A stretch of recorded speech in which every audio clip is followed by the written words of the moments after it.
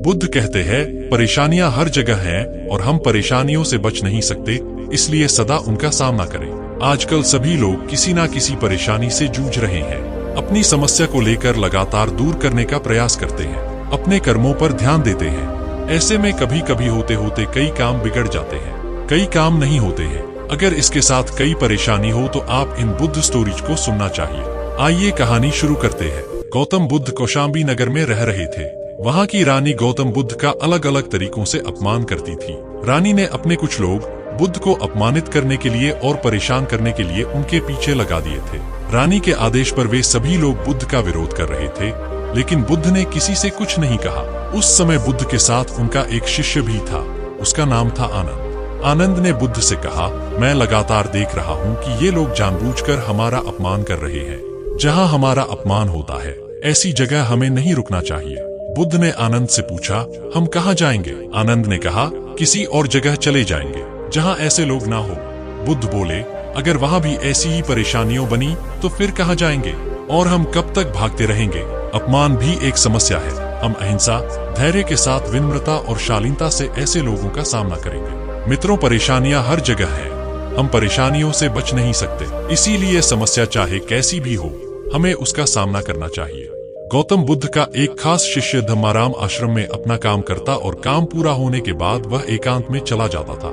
वह किसी से ज्यादा बातचीत भी नहीं करता था। जब धम्माराम एकांत में ज्यादा रहने लगा तो अन्य शिष्यों को लगा कि इसे घमंड हो गया है। शिष्यों ने बुद्ध से धम्माराम की शिकायतें करनी शुरू कर दी। एक दिन बुद्ध ने धम्माराम से सभी शिष्यों के सामने पूछा, तुम ऐसा क्यों करते हो? धम्माराम बोला, आपने कहा है कि कुछ दिनों में आप ये संसार छोड़ देंगे, तो मैंने ये विचार किया है कि जब आप चले जाएंगे तो हमारे पास सीखने के लिए क्या रहेगा। इसीलिए मैंने ये तय किया कि मैं एकांत और मौन को समझ लूं, ठीक से सीख लूं। ये दो काम आपके जीते जी मैं करना चाहता हूँ। बुद्ध ने अन्य शिष्यों से कहा, तुम सभी ने देखा कुछ और समझा कुछ। तुम्हारी आदत है कि तुम दूसरों की बुराई करते हो, इसीलिए तुम सभी ने धम्माराम की अच्छी बात को भी गलत रूप में लिया।